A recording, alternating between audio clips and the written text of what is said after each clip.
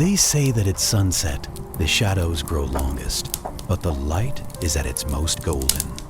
Many of us were told that retirement is a finish line, a slow fading into the background, a quiet exit from the stage.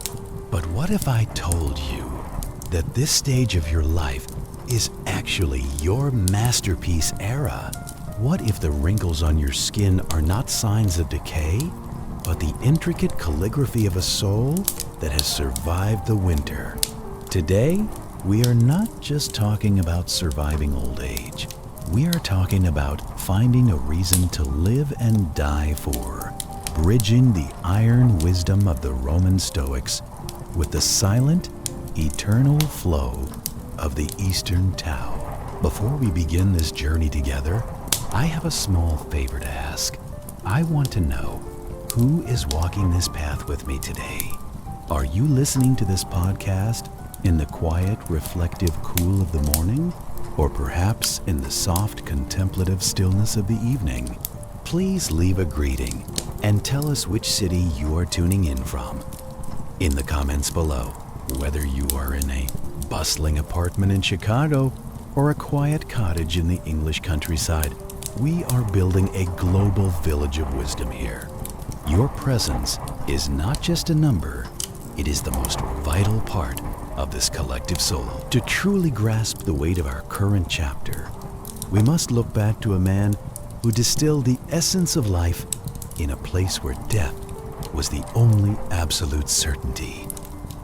Viktor Frankl, the psychiatrist who survived the harrowing abyss of Auschwitz, identified a profound psychological condition he termed the existential vacuum.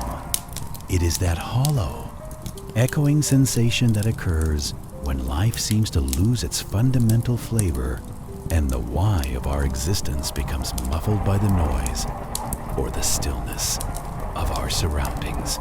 In the camps, this vacuum was often a precursor to physical surrender. In our modern Western society, it arrives not in the heat of a crisis, but in the quiet, unexpected onset of retirement. When the briefcase is finally put away and the children have moved out to start their own lives, the resulting silence can be deafening. It leaves us standing in the center of a life we built, wondering who we are when the world no longer demands our labor, our leadership, or our constant care. This transition is deeply rooted in what psychologists call role exit theory. For 40 years or more, your identity was likely fused with a specific professional or social title. You were the provider, the boss, the nurse, or the engineer.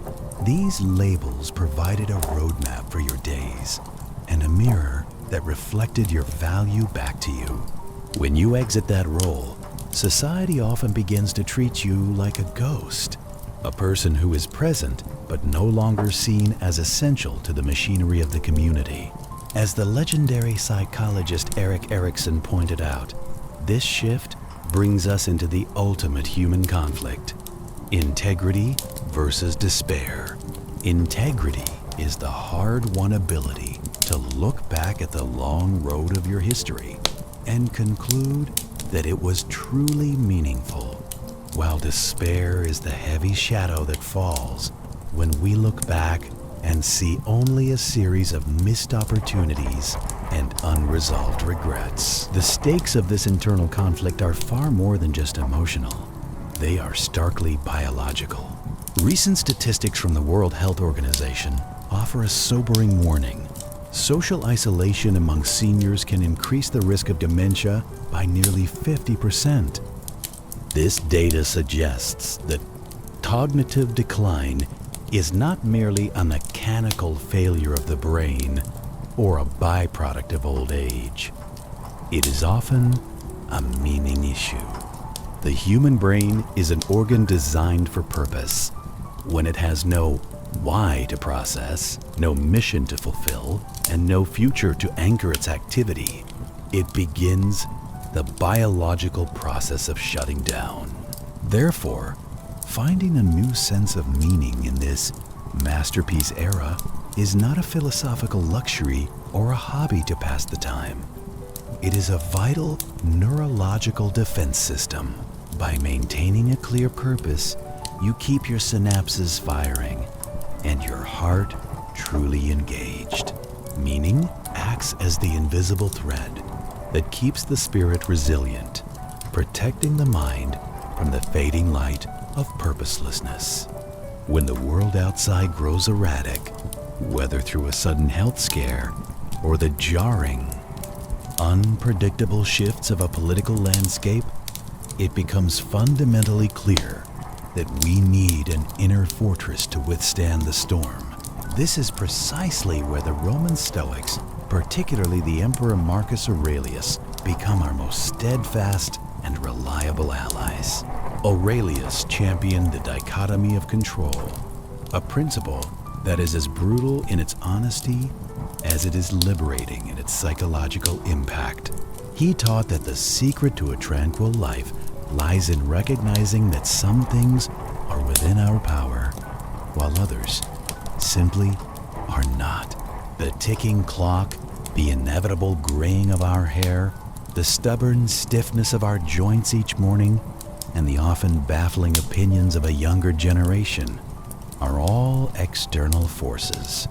They are beyond our command, and fighting against them only yields frustration and exhaustion. However, what remains entirely within our sovereign domain is our judgment of these things, the specific narrative we choose to tell ourselves about our circumstances. This distinction offers immense practical benefits in the daily grit of living.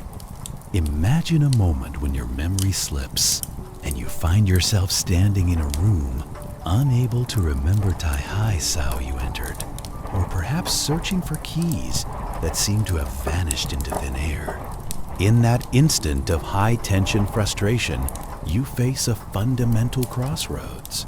You can allow the despair described in Erik Erikson's developmental theory to take hold, viewing the lapse as a terrifying harbinger of decline. Or you can raise the stoic shield by telling yourself that the memory slip is a neutral fact of nature, while your frustration is a choice of your own mind. You immediately reclaim your power. You stop being a victim of your biology and start being the deliberate architect of your reaction. To deepen this internal resilience, we must adopt the transformative practice of amor fati, or the love of fate. Each morning, when you look in the mirror, resist the urge to see your wrinkles as enemies to be hidden, camouflaged, or erased. Instead, practice loving them. Those lines are the intricate maps of your laughter, the deep trenches of your sorrows, and the undeniable evidence of your resilience through every winter of your life. Do not merely tolerate your age. Love it with a fierce, quiet pride. It is the high price you have paid for the supreme privilege of experience, a currency of wisdom that the young cannot yet fathom or possess. Remarkably, science has caught up with this ancient Roman wisdom. A landmark study from Yale University, which tracked individuals over several decades, found that those who maintained positive self-perceptions of aging lived an average of 7.5 years longer than those who viewed the process as a tragedy. This suggests that finding meaning and maintaining a constructive perspective quite literally adds years to your life. Stoicism, therefore, is not just an abstract philosophy. It is a practical life extension strategy. By building your inner citadel, you ensure that your masterpiece era is defined not by what you have lost, but by the golden light of the wisdom you have gained.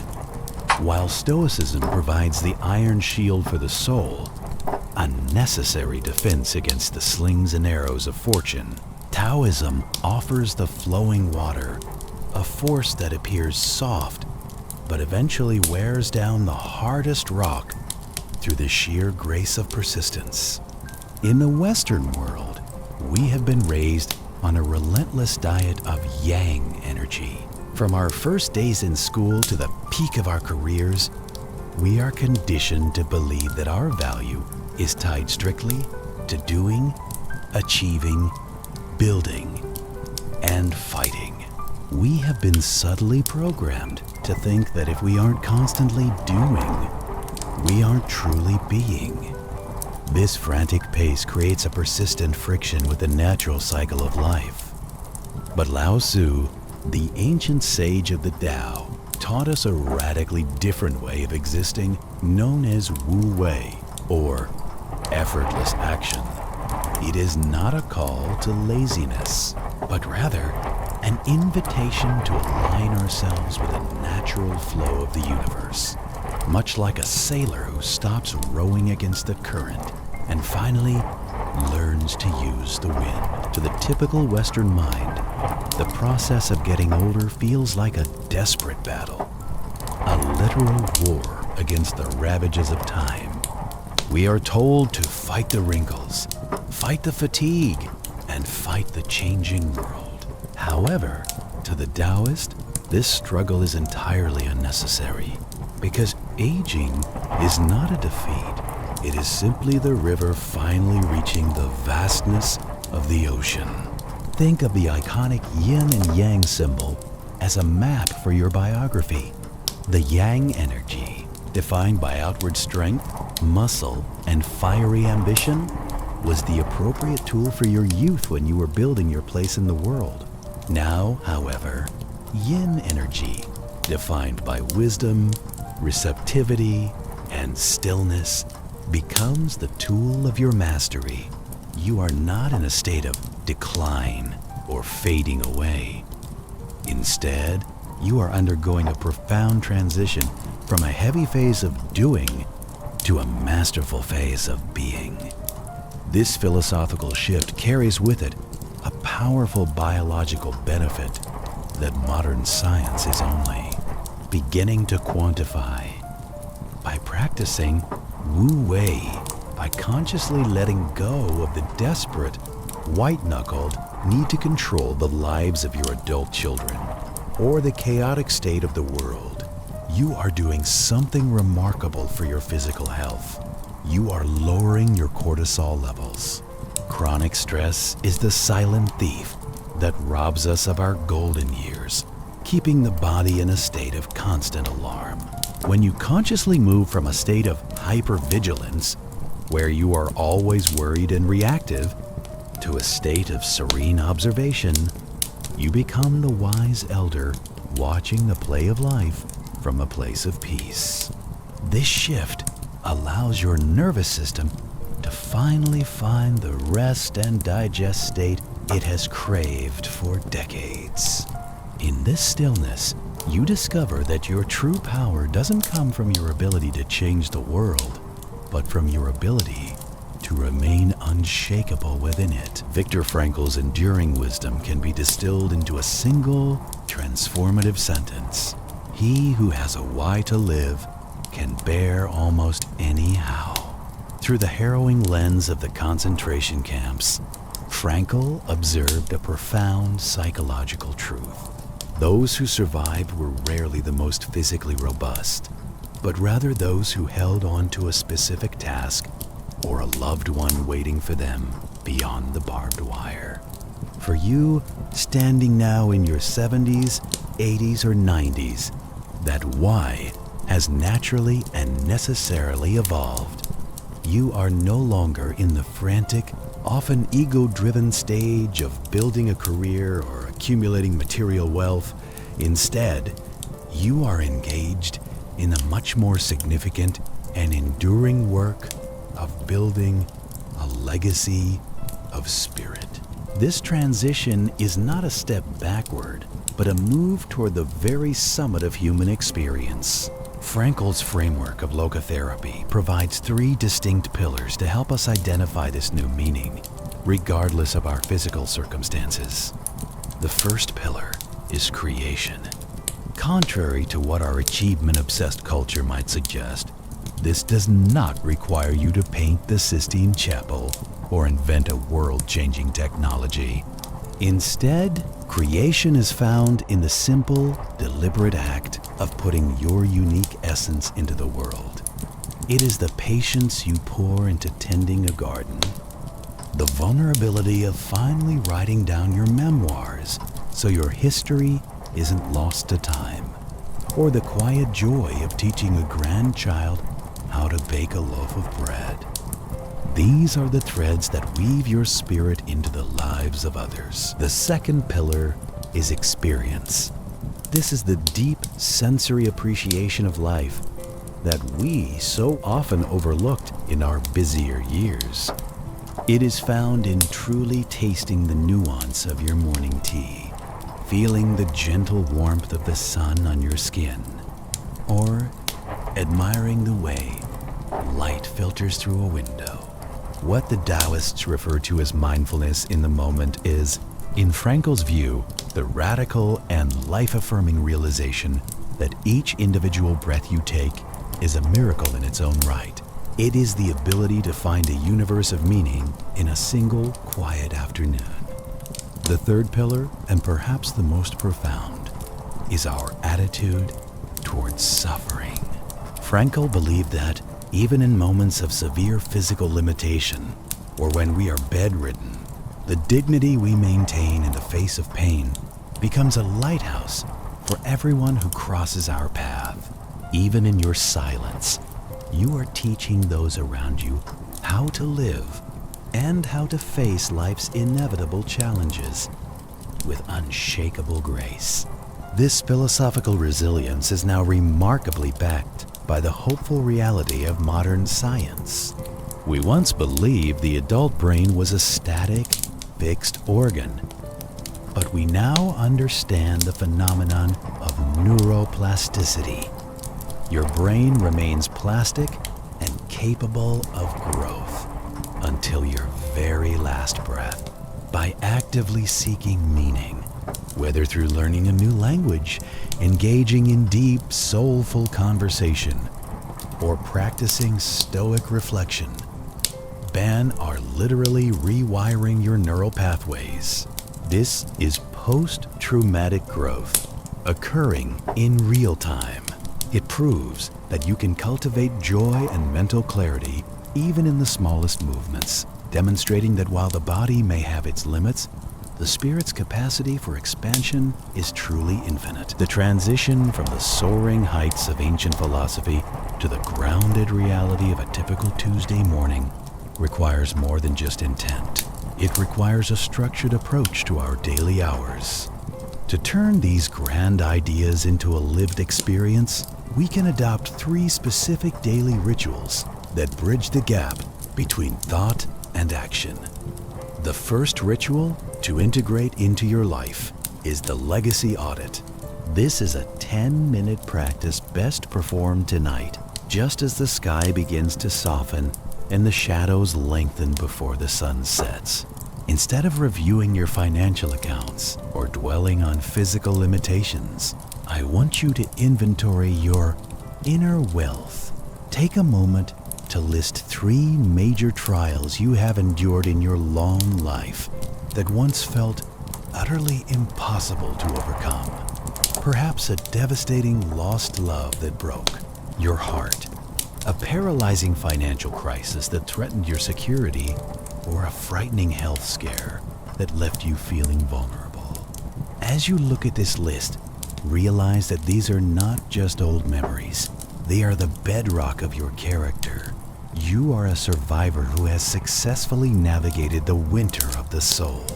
And this audit serves as a powerful reminder that your resilience is a tangible, enduring asset that no external circumstance can ever diminish. The second practice moves the body to settle the mind through the Taoist walk.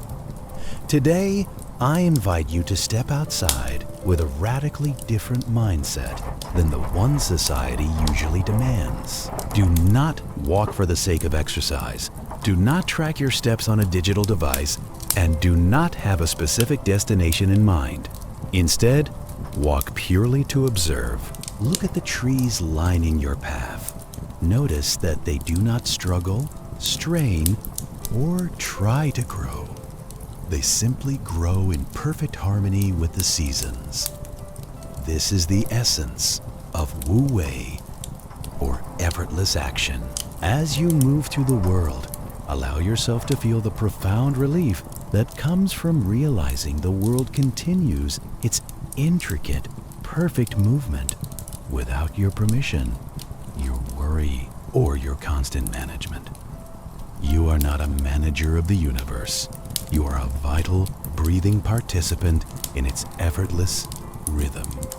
This ritual helps shift your nervous system from a state of hypervigilance to one of serene observation, allowing you to find deep peace in the simple act of being. Finally, we close the day with the Stoic Evening Review. As you lay in bed and the house grows quiet, engage in a brief dialogue with yourself, using the curiosity of a scientist rather than the harshness of a judge. This distinction is crucial. You are a researcher of your own soul, not an inquisitor. Ask yourself 3 specific questions. What did I do well today? Where did I allow my internal peace to be disturbed by things that were ultimately outside of my control? And how can I greet tomorrow with even more amor fati, a deeper love for whatever fate brings my way? By reviewing your day through this lens, you aren't dwelling on mistakes with guilt. You are refining your inner citadel with wisdom.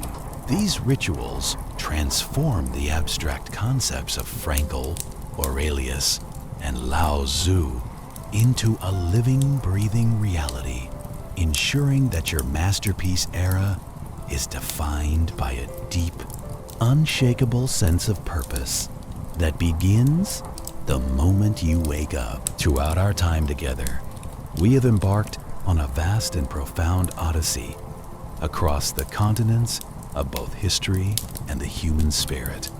We have walked through the frozen, desolate camps of Poland alongside Viktor Frankl, witnessing firsthand how the discovery of a singular, burning purpose can keep the flame of life flickering even in the darkest and most punishing of winters.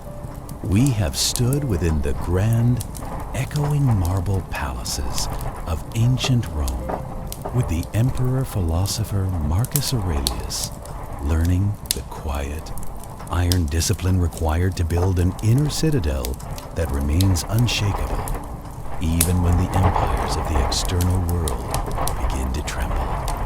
We have climbed the ancient, misty mountains of China with Lao Tzu, discovering the effortless power of the Tao and the liberating grace of flowing with the river of time, rather than exhausting ourselves by fighting its inevitable current.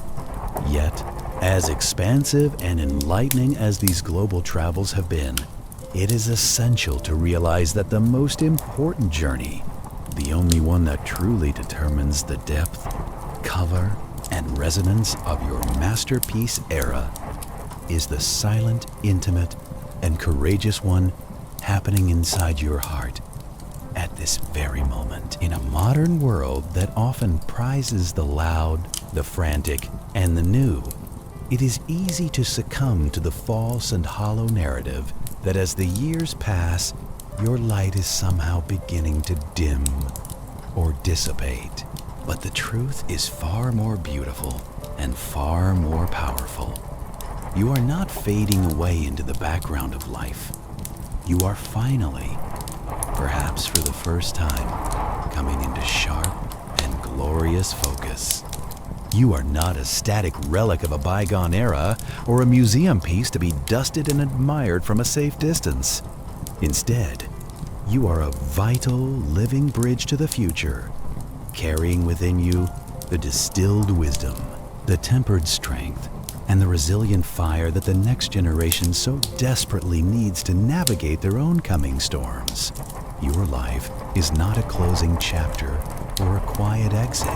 It is a profound synthesis of every joy, every heartbreak, and every hard-won lesson you have ever gathered, now being forged into something rare, radiant, and enduring.